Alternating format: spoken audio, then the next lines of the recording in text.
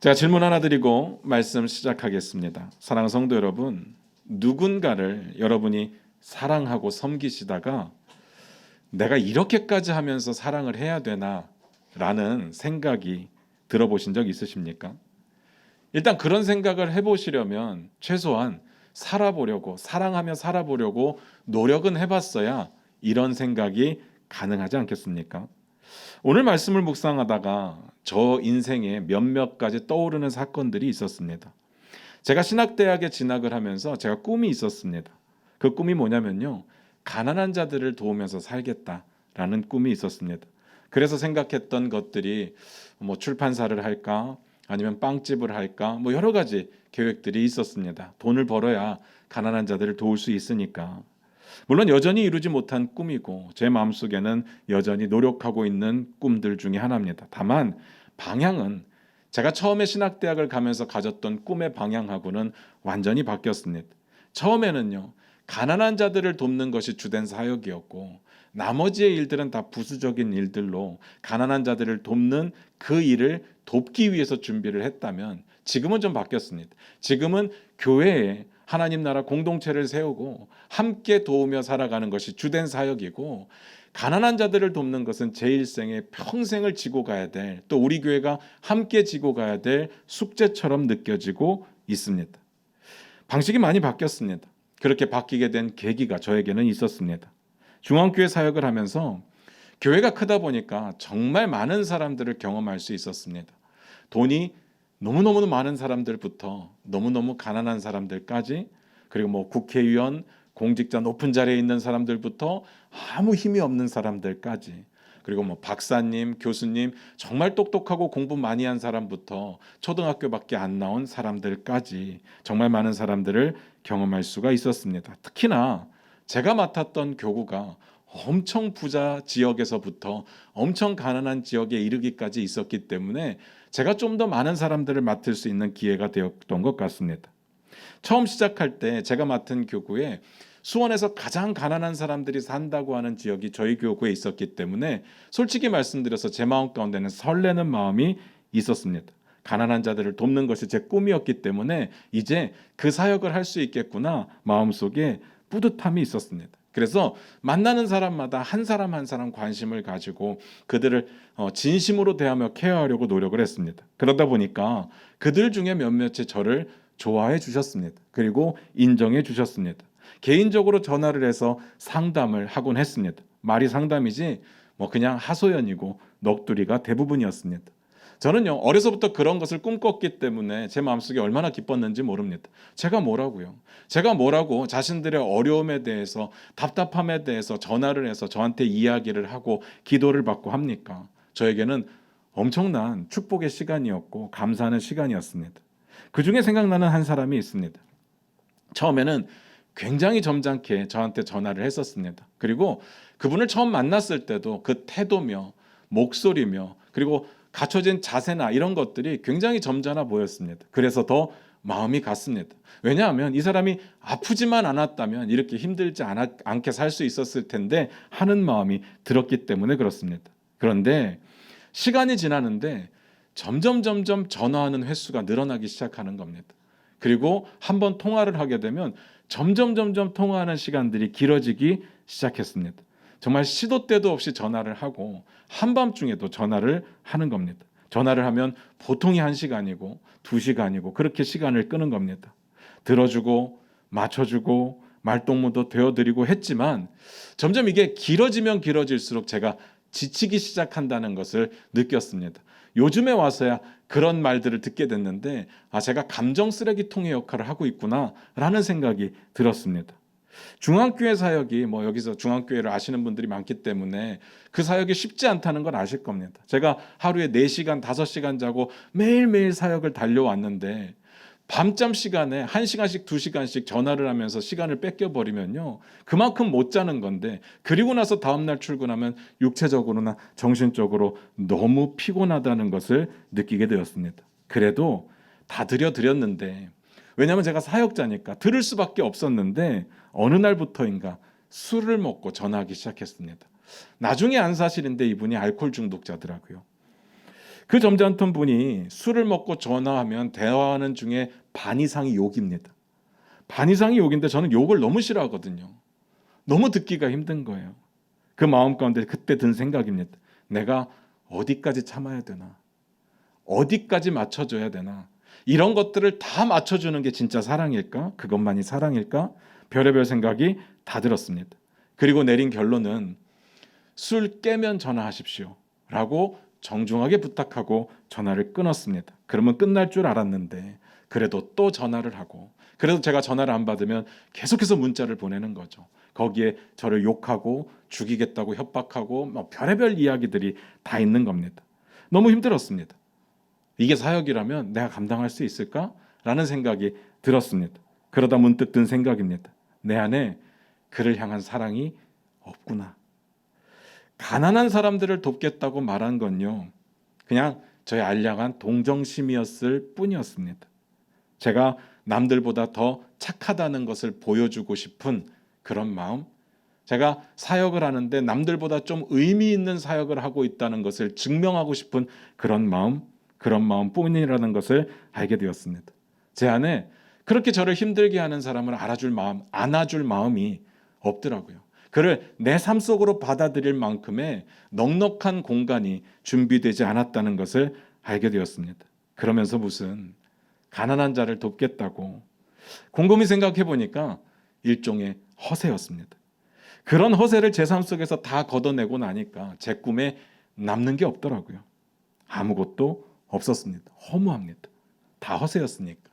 그걸 깨닫고 나니까 너무 부끄러운 겁니다.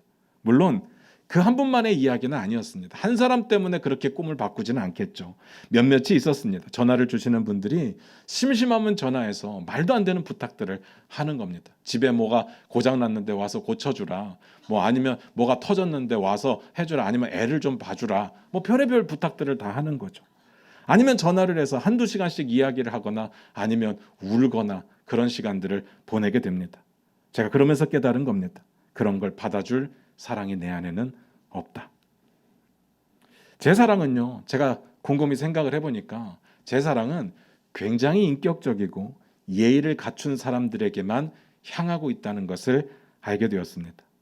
그래서 그때 사랑에 대해 고민하면서 저의 꿈의 방향을 좀 바꿨던 기억이 납니다. 여러분은 그런 적 없으셨는지 한번 묻는 겁니다. 어떠십니까? 여러분은 진짜 누군가를 막 헌신하며 사랑하다가 내가 이렇게까지 사랑을 해줘야 되나?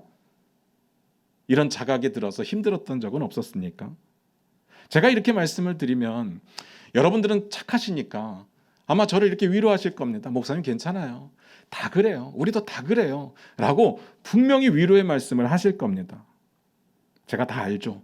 여러분이 그렇게 위로해 주실 거라는 걸 다 압니다. 그러기에 늘 감사하죠. 그런데 진짜 다 그렇기 때문에 제가 그래도 되는 걸까요? 제가 만약에 이렇게 말을 한다면요. 제가 요즘에 예수님을 향한 믿음이 좀 흔들려요. 이렇게 말을 한다면 그래도 목사님 다 그럴 수 있어요. 사람 다 그런 거죠. 라고 위로를 해 주실까요? 왜 이런 생각을 하게 되었는가 하면 우리의 마음 가운데 사랑은 늘 옵션이고 믿음은 필수라는 마음이 있기 때문이 아닐까라는 생각이 들었습니다. 성경에 이런 구절이 있습니다. 제가 읽어드릴게요. 우리는 형제를 사랑함으로 사망에서 옮겨 생명으로 들어간 줄을 알거니와 사랑하지 아니하는 자는 사망에 머물러 있느니라. 굉장히 충격적인 이야기입니다. 이 구절이 성경에 있는 내용입니다. 하나님을 믿는 믿음하고 형제를 사랑하는 사랑이 구별되지 않습니다. 따로 떼어놓을 수가 없습니다. 그러니까 묻는 겁니다. 우리는 어디까지 사랑할 수 있습니까? 여러분이 가진 믿음으로 어디까지 형제들을 사랑할 수 있겠습니까? 곰곰이 한번 생각해 보시기를 부탁드립니다. 오늘은 전문맥을 먼저 좀 보도록 하겠습니다. 6장 1절입니다. 6장 1절입니다. 같이 읽겠습니다. 시작. 이스라엘 자손이 또 여호와의 목전에 악을 행하였으므로 여호와께서 7년 동안 그들을 미디안의 손에 넘겨주시니. 이스라엘 자손이 또 여호와의 목전에 악을 행했습니다.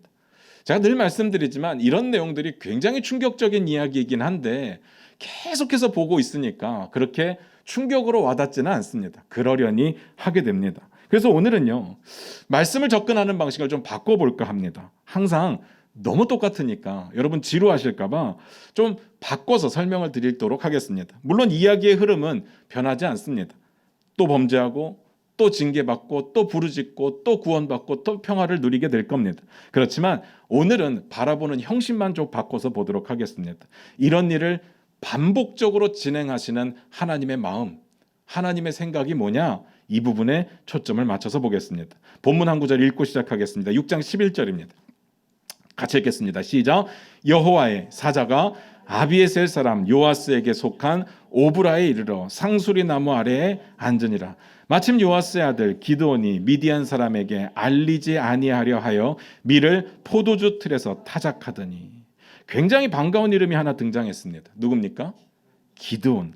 어려서부터 교회를 좀 다녔던 분들, 그리고 신앙생활의 연조가 좀 깊으신 분들은 기드온 모르시는 분은 아마 없으실 겁니다. 사실 우리는요, 기드온을 그냥 아는 정도가 아니라 영웅으로 기억하고 있습니다.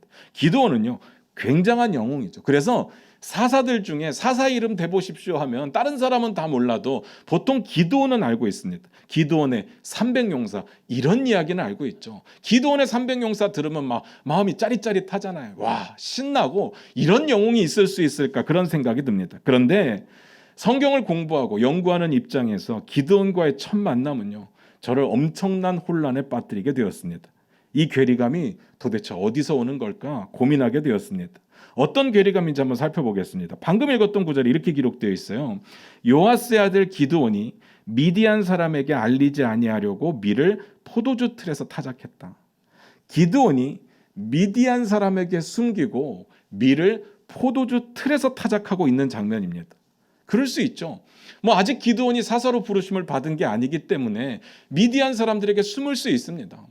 항상 미디안 사람들과 싸워서 이겨야 되는 건 아니니까. 다른 사사들도 마찬가지였습니다. 처음부터 잘 싸웠던 건 아니잖아요. 하나님이 부르시고 하나님이 힘을 주시니까 이기는 거지. 안 그랬으면 처음 쳐들어왔을 때 다 이기지. 자기 힘으로 할 수 있었으면.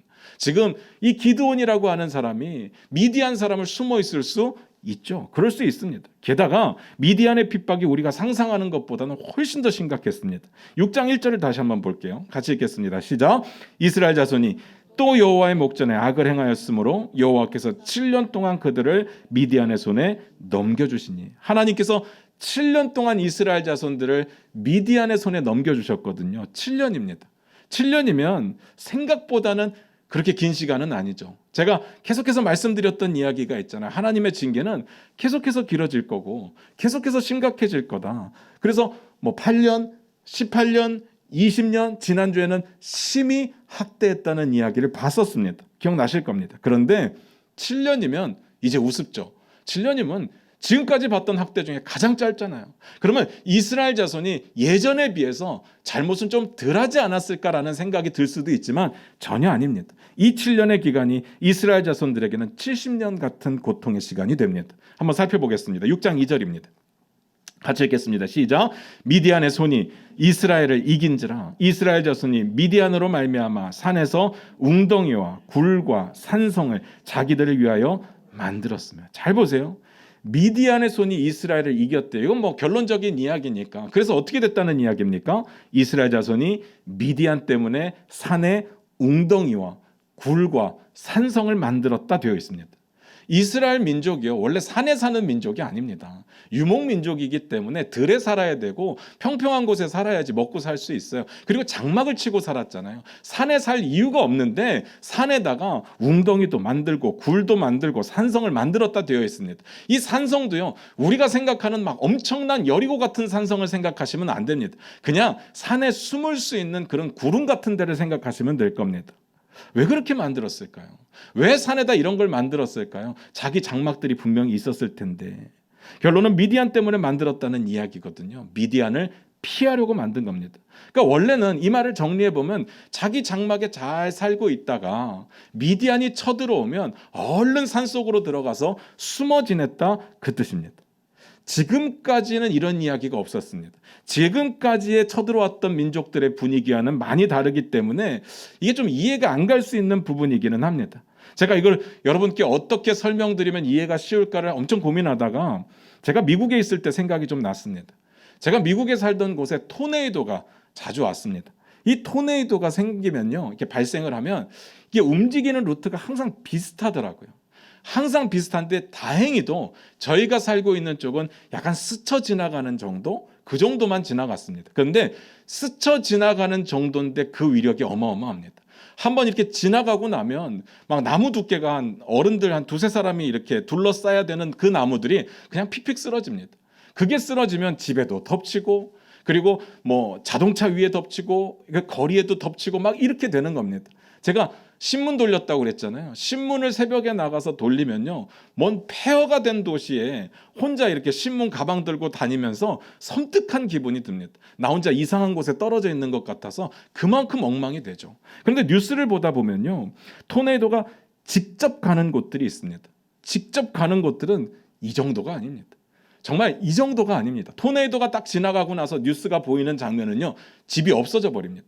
집 자체가 완전히 사라져 버립니다. 집이 날아갔다고 이야기를 해요. 뭐 자동차도 날아가고 소도 날아갔다는 이야기를 사람들이 이야기하는 것을 보게 됩니다. 그런데 신기한 건요, 그 엄청난 토네이도의 위력 가운데 죽는 사람이 거의 없습니다. 아예 없지는 않는데 거의 못 봤습니다. 나중에 알았습니다. 가정집들 가운데 토네이도 쉘터가 있는 집들이 있다는 걸. 그래서 뉴스에 토네이도 워닝이 딱 뜨면요, 사람들이 그 쉘터 안으로 숨어 들어가는 겁니다. 피신을 하는 거죠. 정확한 비유가 될지는 모르겠지만 이스라엘 자손들에게 미디안 족속이 토네이도 같았습니다. 그들이 만들어 놓은 산의 웅덩이와 굴과 산성이 토네이도 쉘터 같은 역할을 했다는 이야기입니다. 한번 미디안 족속이 휘몰아치면 그들은 산속에 들어가서 숨어 지냈습니다. 그래야 살았습니다. 여기까지 이해가 되십니까? 그럼 어느 정도였을까요? 6장 3절부터 6절 한번 보도록 하겠습니다. 6장 3절부터 6절입니다. 같이 읽겠습니다. 시작. 이스라엘이 파종한 때면 미디안과 아말렉과 동방 사람들이 치러 올라와서 진을 치고 가사에 이르도록 토지 소산을 멸하여 이스라엘 가운데 먹을 것을 남겨두지 아니하며 양이나 소나 나귀도 남기지 아니하니 이는 그들이 그들의 짐승과 장막을 가지고 올라와 메뚜기 떼같이 많이 들어오니 그 사람과 낙타가 무수함이라 그들이 그 땅에 들어와 멸하려 하니 이스라엘이 미디안으로 말미암아 궁핍함이 심한지라 이에 이스라엘 자손이 여호와께 부르짖었더라. 무슨 뜻인지 이해가 되시죠? 이스라엘이 파종할 때가 되면 나타난답니다. 파종이 뭐예요? 씨 뿌리거나 심거나 하는 거잖아요. 그때 나타난답니다. 나타나서 뭐 한대요? 토지 소산을 멸한답니다. 아직 자라지도 않았는데 무슨 소산이 있습니까? 심자마자 오는 건데. 이게 뭔 말인가 하면요, 성경을 보다 보니까 짐승과 장막을 가지고 올라왔다 되어 있거든요. 보통은 공격을 하면 한번 치고 빠지고 뭐 공격했다 빠지고 돌아가고 이러는데 이들은요, 자기네 짐승들 다 끌고 오고 자기네 장막들 다 가지고 와서 이스라엘 가운데 파종한 때가 되면서 하는 겁니다. 그리고 거기에 새싹이 올라오는 곡식들을 다 뜯어먹는 겁니다. 그러니까 이스라엘 가운데 먹을 것이 남지 않는 겁니다. 그런 모습을 한마디로 메뚜기 떼에 비교했습니다. 무슨 말인지 아시겠습니까? 느낌 오실 겁니다. 다큐멘터리 같은 데 보면 메뚜기 떼가 한번 이렇게 확 휩쓸고 지나가면 남는 게 없잖아요. 딱 그 모습 같았다는 이야기입니다. 제가 왜 토네이도에 비유했는지 아실 겁니다. 남는 게 없습니다. 그래서 이스라엘이 어땠다고요? 궁핍함이 심했다. 여기서 한번 비교해 보시기 바랍니다. 모압 왕 에글론 있었잖아요. 멍청한 왕, 그리고 비둔하고 그래서 탐욕스러운 왕. 근데요, 그 왕이 이스라엘을 지배할 때는요, 이런 건 아니었습니다. 그때의 시스템은요, 이스라엘을 통치하겠다는 시스템을 가지고 있었습니다. 그래서 적당한 자유를 주고 조공을 바치면 인정을 해주는 겁니다. 이 이야기 속에 조공이 좀 힘들 수는 있겠지만 공존할 수는 있었어요. 그런데 미디안 족속은 그런 게 없습니다. 공존할 마음이 없어요. 그냥 이스라엘을 굶겨 죽이려고 하고 있습니다. 가축도 다 빼앗아가고 파종한 순간부터 싹이 올라오면 그걸 짐승들로 하여금 다 뜯어먹게 했으니까 죽이겠다는 심상이죠. 잔인합니다. 지금 이스라엘 자손이 7년 동안 이 일을 겪었다는 이야기입니다. 7년이요. 짧은 시간이 아닙니다. 7년 동안 굶는다고 생각을 해보십시오. 이전에 경험해보지 못했던 끔찍한 시간들이 찾아왔습니다. 그런데 지금 뭐 하다가 이야기가 여기까지 왔는지 기억나십니까? 왜 천하의 기드온이 미디안의 눈을 피해서 밀을 포도주 틀에서 타작하고 있었느냐, 그 이야기하다가 여기까지 왔거든요. 이 상황에서 타작할 밀이 기드온에게 있다는 것도 신기하고 이 상황이 이렇게까지 흘러갔는데 그가 살아있다는 것도 신기해요. 이 이야기는 다음에 보도록 하고요. 이 장면은 다른 사람이라면 모르겠지만 기드온의 이야기라면 저에게는 굉장히 실망스럽습니다. 기드온은 우리 영웅이었으니까 너무 초라해 보이잖아요. 우리는 기드온이 영웅인데 저도 그렇고 여러분도 그렇고 고대 근동사의 문화가 이렇게 익숙하지 않기 때문에 밀을 포도주 틀에서 타작하고 있다는 이야기가 뭔 말인지 잘 이해가 안 갈 겁니다. 잘 생각해 보면요, 타작하고 어울리는 단어가 있어요. 성경에 타작, 마당이라는 단어가 항상 붙어 있습니다. 뭐 저는 농사를 지어보지 않았기 때문에 타작이 정확하게 어떻게 되는지는 모르겠지만 보통 우리의 뭐 영화 속에나 드라마 속에나 뉴스에서 보는 걸 보면 뭐 널어놓고 말리고 때리고 또 불고 막 여러 가지 일들을 하잖아요. 그러다 보면 손도 많이 가고 장소도 굉장히 넓게 필요했습니다. 그래서 타작은요 항상 타작할 마당이 필요했습니다. 그런데 오늘 성경에 보니까 기드온이 밀을 타작 마당에서 하는 게 아니라 포도주 틀에서 하는 겁니다. 포도주 틀이 얼마나 할까? 틀인데요. 집까지 이렇게 커봐야 얼마나 크겠습니까? 안 그렇습니까?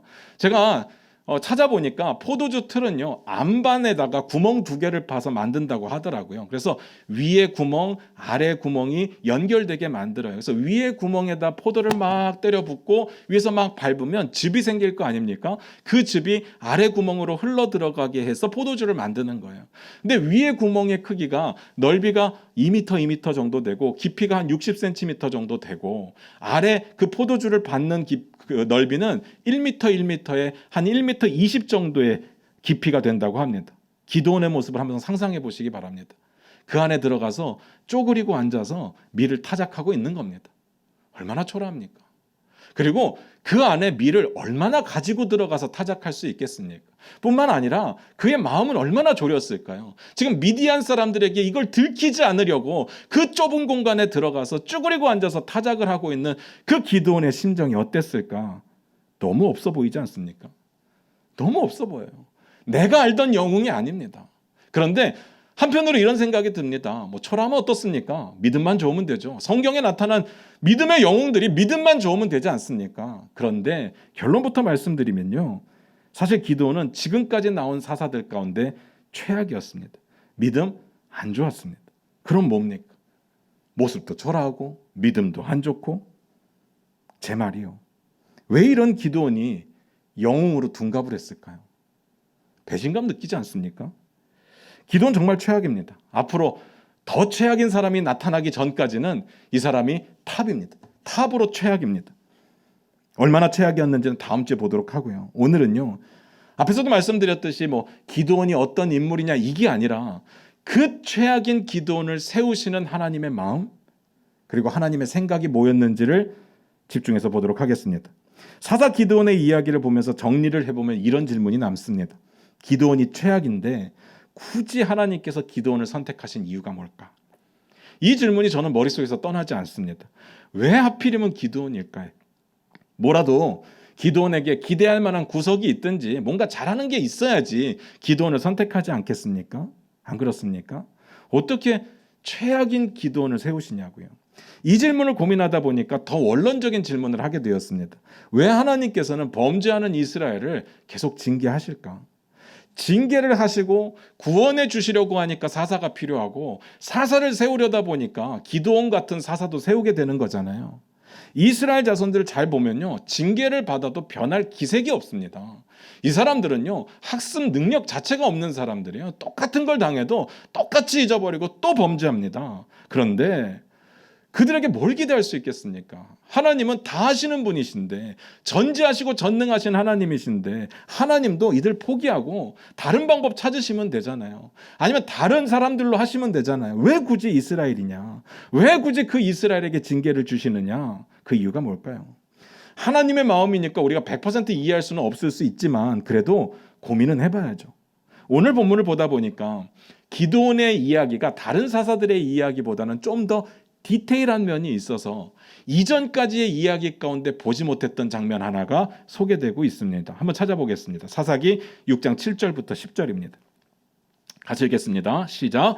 이스라엘 자손이 미디안으로 말미암아 여호와께 부르짖었으므로 여호와께서 이스라엘 자손에게 한 선지자를 보내시니 그가 그들에게 이르되 여호와께서 이같이 말씀하시기를 이스라엘의 하나님 내가 너희를 애굽에서 인도하여 내며 너희를 그 종되었던 집에서 나오게 하여 애굽 사람의 손과 너희를 학대하는 모든 자의 손에서 너희를 건져내고 그들을 너희 앞에서 쫓아내고 그 땅을 너희에게 주었으며 내가 또 너희에게 이르기를 나는 너희의 하나님 여호와니 너희가 거주하는 아모리 사람의 땅의 신들을 두려워하지 말라 하였으나 너희가 내 목소리를 듣지 아니하였느니라 하셨다 하니라.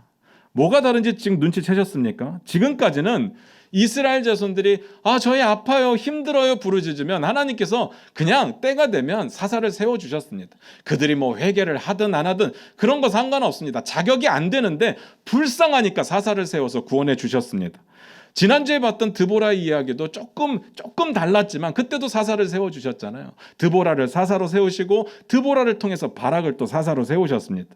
오늘 보니까 물론 결국은 기드온을 사사로 세우시긴 하실 텐데 뭐가 다른가 하면 그 전에 하나님께서 선지자를 먼저 보내셨습니다. 그리고 그 선지자를 통해서 하나님의 뜻을 전달하게 하셨습니다. 그래서 이 부분은 중요합니다. 뭔가가 달라지면 중요한 겁니다. 징계를 하시는 이유가 드디어 여기서 소개가 됩니다. 물론 우리는 알죠. 왜 징계하는지 충분히 짐작하고 있고 알고 있지만 하나님의 입술을 통해서 하나님께서 선포하시는 첫 장면이기 때문에 중요합니다. 내용은 간단합니다. 내가 너희를 애굽에서 이끌어내서 이 땅을 줬던 하나님이다. 내가 그렇게 이 땅의 신들을 두려워하지 말라고 이야기를 했는데 너희가 내 말을 듣지 않았다. 그 이야기를 전하게 하셨습니다. 그것 때문에 징계를 주셨던 거죠. 이 땅의 우상을 두려워하는 걸 멈추게 하시려고. 자, 곰곰이 생각을 해봤거든요. 하나님께서 징계를 왜 주실까? 두 가지 이유가 있어요. 하나는 그 죄를 멈추게 하시려고. 다른 하나는 그래서 하나님을 보게 하시려고. 잘 보시기 바랍니다. 이스라엘 자손이 징계를 받고 하나님께 부르짖는 것이 진정한 회개가 아니라고 했습니다. 그냥 아파서 살려달라고 부르짖는 거죠. 그럼에도 불구하고 지금까지 그냥 구해주셨습니다. 그러면 하나님의 마음을 어느 정도는 알아차려야 되는데 어느 정도는 이해해야 되는데 이들은요 변하는 게 없어요. 맨날 똑같은 범죄를 짓고 있는 겁니다. 그럼에도 불구하고 하나님은 구원해 주시죠. 그런데 모르니까 하나님의 징계의 목적은 아프게 하는 게 아니라 죄를 멈추게 하는 거고 하나님의 뜻을 알게 하는 거니까 그들이 못 알아차릴 때는 선지자를 통해서 하나님의 뜻을 보여준 겁니다. 여기까지 이해가 되십니까? 그런데 이런 내용들을 보면서 제 입장에서는요, 하나님의 모양이 너무 빠지신다는 생각이 좀 들었습니다. 굳이 하나님께서 하나님이시잖아요. 뭘 이렇게까지 하십니까? 그렇지 않습니까? 아무리 해도 이스라엘 자손은 변하지 않을 겁니다. 가능성이 없어요. 가망성이 없습니다. 하나님께서 이스라엘 자손을 포기하지 않잖아요. 그럴수록 하나님의 입장에서 보면 뭔가 굉장히 모양 빠지는 상황들이 펼쳐진다고요. 그들이 백성이에요. 하나님이 왕입니다. 맨날 거절당해요. 맨날 무시당합니다. 왕이신데 어떻게 이런 일들이 일어나냐고요. 왕이신데. 제가 앞에서 왜 기드온이냐고 물었잖아요. 그거 대답하려다가 하나님 징계하시는 장면까지 왔는데 왜 기드온이에요? 어쩌다 기드온 같은 사람을 선택을 했을까요? 하나님께서 처음에 기드온에게 요구하신 내용이 뭔가를 살펴보면요. 산당을 찍어버리라는 거였거든요. 한번 찾아볼게요. 6장 25절, 26절입니다. 같이 읽겠습니다. 시작. 그날 밤에 여호와께서 기드온에게 이르시되 내 아버지에게 있는 수소 곧 7년 된 둘째 수소를 끌어오고 내 아버지에게 있는 바알의 제단을 헐며 그 곁에 아세라상을 찍고 또 이 산성 꼭대기에 내 하나님 여호와를 위하여 규례대로 한 제단을 쌓고 그 둘째 수소를 잡아 내가 찍은 아세라 나무로 번제를 드리찌니라 하시니라. 이 자세한 내용은 다음에 보고요. 우여곡절은 말았는데 기드온이 결국은 순종을 하거든요. 바알과 아세라를 찍어버렸습니다. 그리고 나서 사람들이 그 상황을 알게 돼요. 누가 했는지 알게 되죠. 그때 어떤 일이 벌어지는가 하면요. 이 부분이 중요해요. 사람들이 기드온 집을 찾아갑니다. 기드온 아버지 요아스에게 이렇게 말을 합니다. 30절도 같이 읽겠습니다. 같이 읽습니다. 시작. 성읍 사람들이 요아스에게 이르되 내 아들을 끌어내라. 그는 당연히 죽을지니 이는 바알의 제단을 파괴하고 그 곁에 아세라를 찍었음이니라 하니. 지금 이 내용이요. 이방인들의 이야기가 아니에요. 이거 이스라엘 자손의 이야기입니다. 다시 말씀드리면 하나님의 백성들의 이야기입니다. 그러면 하나님의 백성들의 이야기라면 그 전에 바알과 아세라를 만든 사람이 있다는 소식을 들었을 때 다 쫓아가서 다 끄집어내라. 우리가 그를 죽여버리겠다. 이랬어야 되는데 지금 기드온이 바알과 아세라를 찍어버리니까 기드온 끄집어내라. 우리가 죽이겠다. 이렇게 이야기를 하는 겁니다. 말이 안 되죠. 하나님 나라의 백성의 모습, 자세는 찾아볼 수가 없었습니다. 그냥 이방 민족들 같아요. 그냥 이방 민족들하고 하나가 된 것 같아요. 무슨 말인지 아시겠습니까? 이게 보통 그 당시에 일반적인 사람들의 모습이었다고요. 제가 이 장면을 보면서 인정할 수밖에 없는 겁니다. 정말 기드온밖에 없었을 수도 있겠구나. 얼마나 상황이 열악한지 모르겠습니다. 하나님이 오죽하시면 기드온을 선택했겠습니까? 기드온이 그들 중에서 그래도 가장 낫다 그 이야기가 아니라 그 상황이 얼마나 악했는가, 이스라엘에 얼마나 범죄함이 가득했느냐 그 이야기를 들은 겁니다. 기드온이 어떤지 자세하게는 다음 주에 보기로 했고요. 대략적으로 말씀드릴게요. 하나님께서 기드온에게 직접 나타나셔서 이스라엘 자손을 구원해내라고 하셨거든요. 그때 자기는 못 간다고 말합니다. 자기는 능력이 없다고 이야기를 해요. 뭐 그럴 수 있습니다. 그럴 수 있잖아요. 하나님 갑자기 시키시는 거니까. 그리고 지금 하나님을 언제 만났는가 하면 포도주 틀에서 쭈그리고 앉아서 밀을 숨어서 타작하다가 만났거든요. 자기 모습이 얼마나 초라하겠습니까? 그 모습으로 어떻게 이스라엘을 구원해내겠습니까? 못 간다고 이야기를 해요. 근데 그게 문제가 아니라 뭐 거기까지는 다 그럴 수 있는데 이 기드온은요, 하나님에 대한 믿음이 없었습니다. 그 장면 한번 찾아볼게요. 13절입니다. 6장 13절입니다. 같이 읽겠습니다. 시작. 기드온이 그에게 대답하되 오 나의 주여 여호와께서 우리와 함께 계시면 어찌하여 이 모든 일이 우리에게 일어났나이까? 또 우리 조상들이 일찍이 우리에게 이르기를 여호와께서 우리를 애굽에서 올라오게 하신 것이 아니냐 한 그 모든 이적이 어디 있나이까? 이제 여호와께서 우리를 버리사 미디안의 손에 우리를 넘겨주셨나이다 하니. 많이 듣던 이야기죠. 많이 보던 내용입니다. 우리의 마음속에 자주 드는 생각들이거든요. 기드온이 세 가지를 하나님께 따졌습니다. 하나님이 우리와 함께 계시는데 어떻게 이런 일들이 일어납니까? 나 하나님이 계시다는 거 못 믿겠습니다. 그 뜻이겠죠? 하나님께서 애굽에서 이스라엘 자손들을 이끌어내실 때 엄청난 기적들을 행했다고 했는데 그 기적들 다 어디 갔습니까? 그거 거짓말 아닙니까? 의심하는 거겠죠. 만약에 그럼에도 불구하고 하나님이 진짜 계시다면 그럼 우리 버리신 거죠. 그렇게 말하는 겁니다. 하나님의 존재에 대해서 또 하나님의 선하심과 그 사랑하심에 대해서 전적으로 거부를 하는 겁니다. 하나님이 얼마나 그들을 사랑하셨는데요. 얼마나 그들을 참으셨는데요. 근데 어떻게 이렇게 말합니까? 기드온이요, 최악입니다. 그럼에도 불구하고 하나님은요, 기드온에게 약속하십니다. 내가 너와 함께 할게.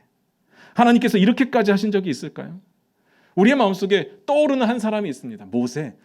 모세 때도 좀 그랬던 것 같아요. 아닙니다. 그 다음을 보셔야 돼요. 전혀 비슷하지 않습니다. 그 다음에도 기드온은 받아들이지 않습니다. 표징을 보여달라고 하는 장면이 나와요. 우상 숭배할 때 하는 방식으로 제물을 준비해서 하나님께 갖다 드립니다. 그러면서 표징을 보여달라는 거예요. 제가 말씀 안 드렸죠. 기드온은요, 우상 숭배하는 사람입니다. 예전에 실수로 한번 숭배했다가 아니라 지금 현재 우상 숭배하는 사람이에요. 그 우상은 아버지 집에 있는 우상이었습니다. 기드온이 찍어버렸던 우상이 최악입니다. 그런데도 하나님께서 그 제물을 받으시고 표징을 보여주시죠. 이것조차도 맞춰주셨습니다. 그제서야 기드온이 산당을 찍으러 간 겁니다. 산당을 찍으러 간 겁니다. 근데 하나님께서 기드온을 부르신 목적이 그게 아니잖아요. 지금 이스라엘을 구원해내라는 거잖아요. 산당 찍는 게 목적이 아니에요. 그건 너무 기본이라서 지금까지는 나오지도 않았던 내용인데 이 기드온을 쓰려니까 산당부터 찍어버려야 했던 겁니다. 이제 겨우 한 스텝 뛴 겁니다. 한 발자국 뛴 겁니다. 그 후로 기드온은요, 계속 의심합니다. 나중에는요, 뭐 여러분 아시는 내용이지만 양털 한 뭉치 타작마당에 두고 이슬이 내려서 양털만 젖어 있으면 제가 믿겠습니다. 타작마당 말라 있으면 믿겠습니다. 그거 되니까 이번엔 거꾸로 타작마당만 젖어 있고 양털만 말라 있으면 제가 믿겠습니다. 엄청 질척질척해요. 어떻게 이런 사람이 사사가 됩니까? 그걸 다 들어주시고 다 맞춰주시고 기드온이 그제서야 전쟁을 하러 갑니다. 그렇다고 기드온의 힘으로 이겼겠어요? 아니요. 300용사 얘기가 왜 나오는데요? 다 하나님이 하셨어요. 기드온의 능력이 필요한 게 아니라 순종하는 한 사람이 필요했던 것 뿐이었습니다. 하나님이요, 그렇게 하셨다고요. 이 정도 했는데도 순종 안 하면 미친 거죠. 정신이 아닌 거죠. 왜 그렇습니까? 하나님 왜 이렇게까지 하실 수밖에 없으셨을까? 앞에서도 말씀드렸지만 너무 모양 빠지지 않습니까? 너무 인간에게 맞춰주세요. 이게 이렇게까지 맞춰주실 일이에요? 이렇게까지 기드온에게 맞춰주실 일인가요? 진짜 사람이 없다면 다 죽이고 다시 시작하시면 되잖아요. 모세 때도 그 이야기 하셨잖아요. 그럴 수 있으시거든요. 저 같으면 못해요. 맨날 제 이야기만 들었는데 여러분은 어떻습니까? 참아줄 수 있겠습니까? 맞춰줄 수 있겠습니까? 어떻습니까? 결론입니다. 제가 이 장면을 한참 묵상하다가 갑자기 그런 생각이 들더라고요. 이게 기드온에게만 그렇게 하시는 게 아닐 수도 있겠다. 뭔 말이냐면요. 우리에게도 똑같이 맞춰주고 계시구나.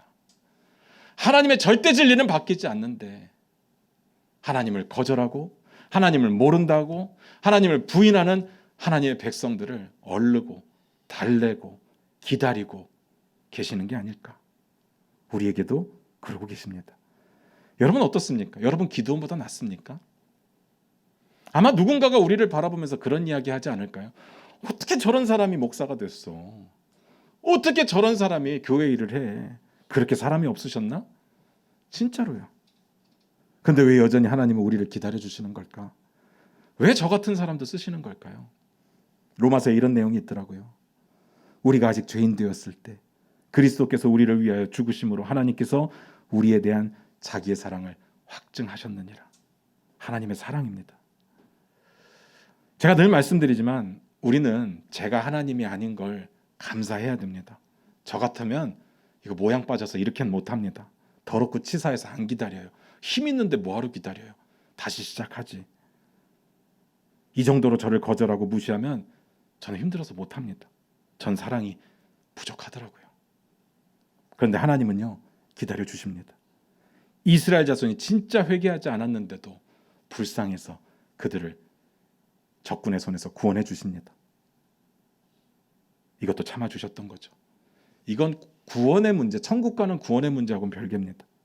합당한 사람이 없으면 기드온 같은 사람도 얼르고 달래서 이스라엘 자손을 구원하는 도구로 쓰셨습니다. 그 마음이 뭐냐고요? 사랑. 모양 빠지는 게 아니라 우리가 감당할 수 없는 하나님의 큰 사랑인 거죠. 우리가 이해할 수 없었던 겁니다. 우리에게는 그런 사랑이 없으니까. 우리는 그런 사랑이 없거든요. 하나님께만 있는 사랑입니다. 그렇게 결론을 내고 보니까 할 말이 없습니다. 지금의 나를 기다려주시는 게 사랑이더라고요. 지금의 나를 참고 계시는 게 사랑입니다. 우리는요 힘들면 하나님 어디 계십니까? 왜 제 기도에 응답 안 하십니까? 그렇게 따지잖아요. 딱 기도원 같아요. 지금 이 상황을 하나님 허락하셨다면 하나님 안 계신 거 아닙니까? 우리 버린 거 아닙니까? 그렇게 따진다고요. 그런데 가만 보니까 그게 사랑이더라고요. 우리를 인내하고 참아주시는 사랑. 사랑하는 성도 여러분, 하나님의 사랑이 느껴지십니까? 그 사랑을 우리가 받고 있다는 것을 믿으셔야 됩니다. 다 아는 이야기죠. 다 아는 이야기입니다. 하나님은 우리를 사랑하실 때 끝까지 사랑하실 겁니다. 문제는 남에게는 그 이야기가 쉬운데 내가 힘들고 지칠 때는, 내가 하기 어려울 때는 그 이야기가 적용이 안 된다는 게 문제인 거죠. 지금 우리가 하나님의 그 크신 사랑 안에 있다고요. 이거를 인정해야 됩니다. 믿어지십니까? 하나님께서 나 같은 것도 참으시고 나 같은 것도 기다려주시고 나 같은 것도 얼르고 달래면서 우리의 삶의 자리에 하나님 나라를 세우라고 우리에게 명령하시는 겁니다. 사람이 없어서가 아니에요. 우리를 사랑하시니까. 하나님 나라에 그 천국 잔치에 저와 여러분이 함께하기를 원하시니까 그래서 우리를 기다려주시는 겁니다. 그러면 우리는 어떻게 살아야 됩니까? 답은 뻔합니다. 하나님의 그 크신 사랑을 받은 사람들은 어떻게 살아야 되는데요? 성경에 이렇게 기록되어 있습니다. 세 계명을 너희에게 주노니 서로 사랑하라. 내가 너희를 사랑한 것 같이 너희도 서로 사랑하라. 너희가 서로 사랑하면 이로써 모든 사람이 너희가 내 제자인 줄 알리라. 성경은요, 사랑은 옵션이라고 이야기하지 않습니다. 믿음만 필요하다고 이야기하지 않습니다. 오히려 믿음, 소망, 사랑 중에 그 중에 제일은 사랑이다 이렇게 말합니다. 제가 하나님 나라를 살아내야 된다고 엄청 강조하잖아요. 어떻게 살아낼 건데요? 어떻게 하나님의 주권과 통치를 인정하며 살 건데요? 우리의 삶의 자리에 우리가 어떻게 순종하며 살 건데요? 사랑하라고 이야기합니다. 형제를 사랑함으로 이로써 모든 사람이 너희가 내 제자인 줄 알리라. 이게 주님의 포인트 아니겠습니까? 사랑입니다. 사랑. 우리가 입술로 살아내자. 삶의 자리, 하나님 나라 아무리 외쳐봐야 의미 없습니다. 진짜는요, 사랑입니다. 하나님께서 내게 허락하신 사람들 사랑해야 됩니다. 우리 중앙교회로 불러주신 형제자매들 사랑해야 됩니다. 내가 이렇게까지 사랑해야 되냐고요? 그렇게까지 사랑해야 됩니다. 아니, 그것도 모자릅니다. 하나님이 우리를 참아주시고 기다려주신 그 사랑까지 가기에는 여전히 모자르죠. 우리는 그렇게까지 사랑해야 됩니다. 사랑하는 성도 여러분, 서로 사랑하시기를 주님의 이름으로 부탁드립니다. 기도하겠습니다.